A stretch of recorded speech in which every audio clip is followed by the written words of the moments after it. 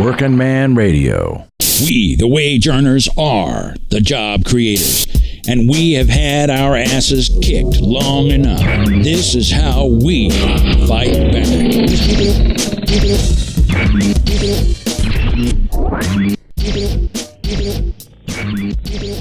I'm shifting focus a little bit. We're going to start off today by talking about what's coming down the road.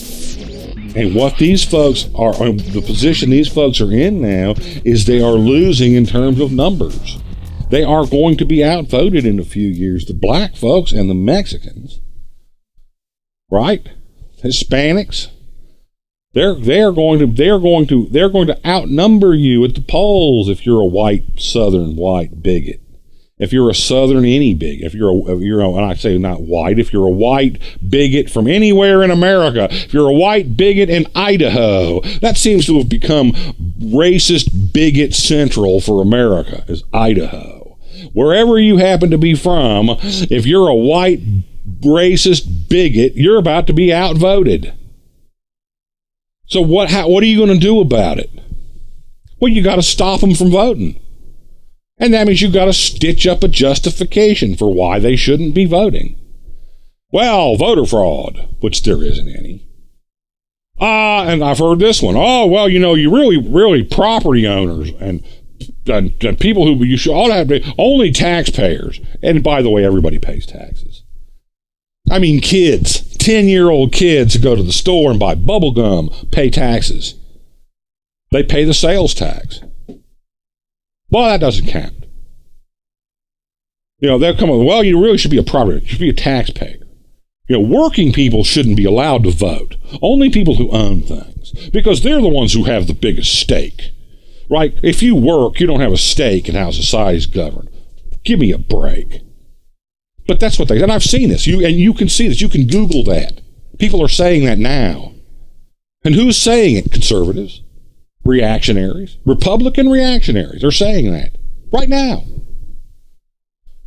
And they're saying, we don't need no stinking Voting Rights Act. And they're using gerrymandering, they're using everything they can, and they're justifying it on the basis of what? Because they have a want, and the want is they want to maintain their position, their social position. And I'm going to tell you, when people get a want, when they decide they want something, and they decide that they're going to justify wanting that thing that they want, and they're going to come up with a justification for it, a rationalization for it, an ideology that says they should have what they want. And once they get talked into that, they are deadly, they are ruthless, they are murderous. And they will stone cold take away your right to vote. They will do it. They will decide that they don't really believe in democracy. You hear this one. This is something you hear. Well, we're not a democracy. We're a republic. Now, what does that mean? What the hell do you mean we're a republic as opposed to a democracy? What does that mean? What it means is we're based on the rule of law. Right. What law? And all the laws they believe in are the ones that benefit them. The laws that don't benefit them, those are illegitimate. Congress had no power to pass those laws. The legislature only has the power to enforce the rights of property owners and the rights of contract. That's what the libertarians say.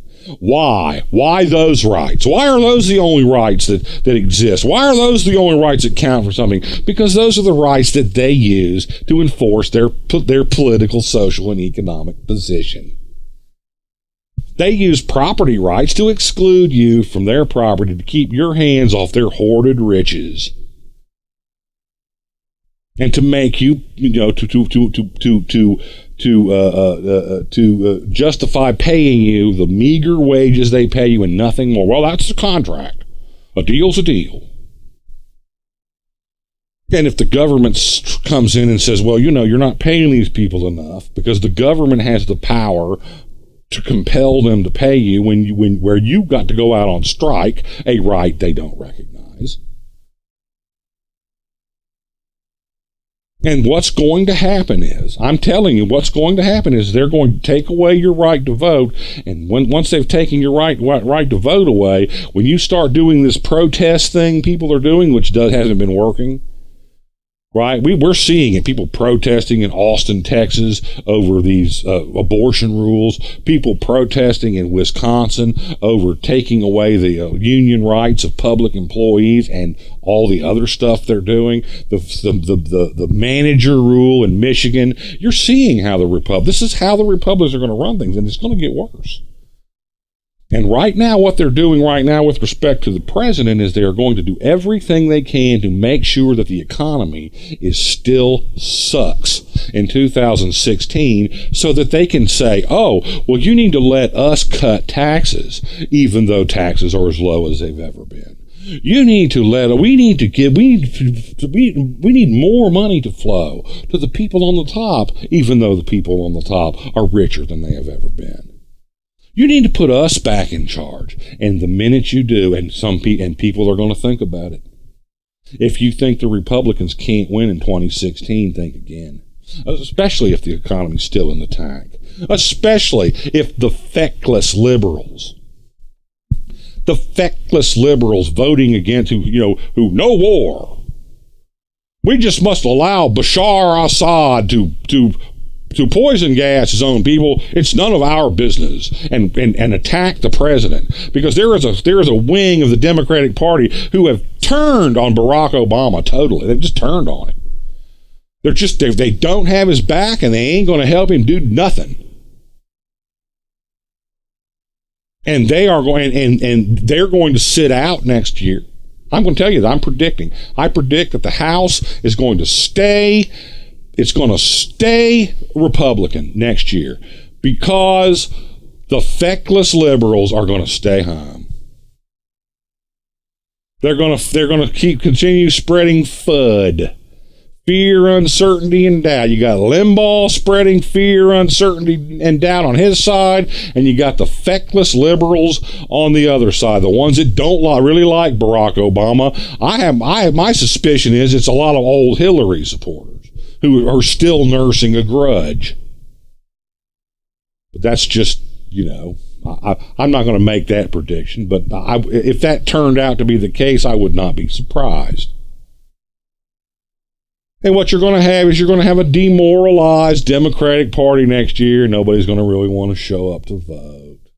The Tea Partiers vote. They come out to vote. They're going to come out to vote next time. They came out to vote in 2012. They're going to come out next time. They're going to come out in 2016.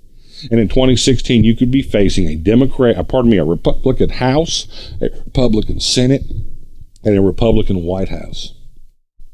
And if you see that, you can kiss your voting rights, especially if you're black or Hispanic. You can kiss your voting rights goodbye. They will repeal the Voting Rights Act of 1965. They will repeal this health care reform. They will privatize. So all the things they've been trying to do for years, they will finally be able to do. And then this is what's going to happen next. These patriot groups, these militia groups, right, the successors of the Ku Klux Klan, then they're going to start going to work on protesters. And the police are going to see nothing.